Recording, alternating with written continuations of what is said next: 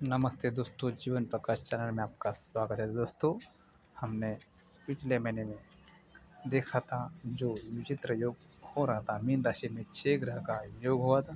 उसकी वजह से काफ़ी उथल-पुथल हुई दुनिया में, किसी के जीवन में भी उथल-पुथल हुई। कोई लोगों की जो फैमिली थी उसमें काफ़ी दरारें आ गई, डिफरेंसेस आ गए।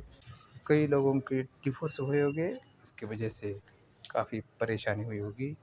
कई जगह संबंध, अनैतिक संबंध, और उसकी वजह से लोगों के मन में द्विधा मनस्थिति, द्विस्वभाव, कई विचार, और जिसकी वजह से लोगों की जो ज़िंदगी थी वो काफ़ी रुष्ट हो गई थी।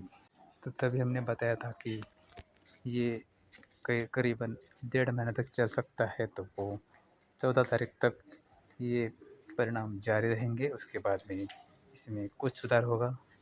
फिलहाल उन 5 ग्रहों में से रवि बाहर आ गया है, तो इसीलिए लोगों को जो मृत्युप्रद जो दुख हो रहा था, जो उनको दिल के ठोस पहुँच गई थी, कई लोगों को हृदय पर परिणाम होता, हार्ट अटैक की बीमारी भी शायद उनके परिवार में आ गई थी, उनको उससे दूरी राहत मिली कि उनके रवि बाहर आ चुका है राहु के चंगुल से। मगर अब भी राहु के चंगुल में शनि है, शुक्र है, बुध है और नेपच्यून भी है, तो उसका परिणाम अभी भी जारी रहेगा। हालांकि उनकी इंटेंसिटी कम होगी। धीरे धीरे जो शुक्र राहु से दूर होगा, तो ये सब व्यभिचार थोड़े कम होंगे, उस पर नियंत्रण आएगा। उसके बाद में धीरे धीरे बुध भी दूर हो जाएंगे, तो कई लोगों की बुद्धि, जो भेद हुआ था बुद्धि का, वो खुल जाएगी और वो विचार करने में सक्षम हो जाएंगे धीरे धीरे।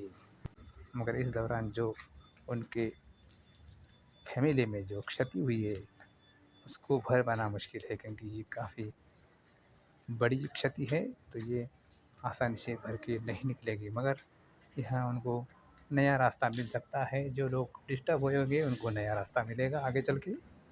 कई लोगों की ज़िंदगी में परिवर्तन आएगा, कई लोगों की इंट्यूशन पावर बढ़ेगी, भगवान की भक्ति करने लगेंगे, क्योंकि संकट के बाद अक्सर लोग भक्ति करते हैं और उसमें उनको नया मार्ग मिलता है।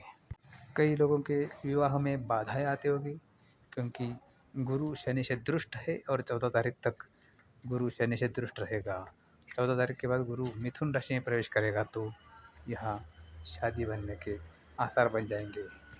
मगर गुरु मिथुन राशि में है, तो इस यहाँ लोग झूठ मूठ बोलकर शादी करेंगे, इसका परिणाम उनको बाद में भुगतना पड़ सकता है। और दोस्तों, जिन कुंडली की लग्न राशि कन्या या मीन है, उनके विवाह के योग जोरदार रहेंगे। यहाँ कभी भी उनका विवाह हो सकता है, पहला विवाह हो या तो दूसरा विवाह भी हो सकता है। जिन लोगों को विवाह करना है वो उनका विवाह अच्छी तरह से जमने की चांसेस है। जब भी गुरु कर्क राशि में प्रवेश करेगा तभी उनके विवाह का प्रबल योग बनेगा। दोस्तों, ये गुरु का संक्रमण हो रहा है 15 तारीख को, गुरु मिथुन राशि में जा रहा है, तो उसके बाद में परेशानियां बढ़ने वाली है। कोई जो बीमारी कोरोना जैसी फिर से आ सकती है, तो उसकी वजह से काफ़ी दुनिया में परेशानी होगी, और उसकी वजह से इकोनॉमी में काफ़ी फ़र्क पड़ेगा और शेयर बाज़ार काफ़ी दबाव में आ सकते हैं, नीचे पीट सकते हैं, गिर सकते हैं ज़ोर से। इसीलिए वहाँ भी सावधान रहना आवश्यक है। और जून महीने में जब भी मंगल सिंह राशि में जाएगा, तभी युद्ध होने की संभावना बढ़ेगी। जो भारत और पाक में जो टेंशन चल रही है उसको युद्ध में तब्दील करेगा मंगल ग्रह, और इस युद्ध में भारत को थोड़ा परेशानी हो सकता है। मगर भारत यहाँ जीतने की कोशिश जरूर करेगा, क्योंकि भारत का ताकत मजबूत है। मगर पाकिस्तान को चीन की सहायता है, इसीलिए भारत को थोड़ा परेशानी हो सकता है। मगर आने वाले समय, मतलब दिसंबर तक, दुनिया में कहीं ना कहीं बड़ा युद्ध होने की संभावना है, और जिसकी वजह से दुनिया की इकोनॉमी काफ़ी परेशानी में आएंगी, चरमरा जाएगी और लोगों को काफ़ी परेशानी होगी। तो आपको अपने घर में जो भी खाने पीने की चीज़ें है वो ज़्यादा भर के रखना चाहिए, क्योंकि अगर युद्ध हो गया तो ये खाने पीने की चीज़ों की काफ़ी किल्लत आएंगी और काफ़ी परेशानी हो सकती है। शुक्र अभी भी अपने उच्च राशि मीन में है, इसलिए जिनकी कुंडली में शुक्र अच्छा है, शुभ है, उनके विवाह बनने का संभावना बढ़ेगा और विवाह टूटने की भी संभावना बढ़ेगी जिनके कुंडली में शुक्र कमज़ोर होगा।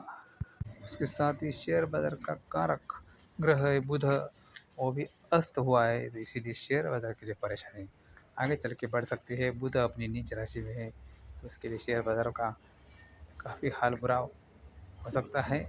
बुध जब तक उसका उदय नहीं होता तब तक बाज़ार को परेशानी होगी और बाज़ार लगातार दबाव में सकता है। उसके बाद में बुध वक्री भी होने वाला है, बाज़ार के लिए राहत की खबर नहीं है, इसीलिए शेयर बाज़ार में और ट्रेडिंग कारोबार में काफ़ी मंदी आने की संभावना है, इसलिए दोस्तों सावधान रहना चाहिए। दोस्तों ये था आने वाले समय में होने वाला ग्रह का योग।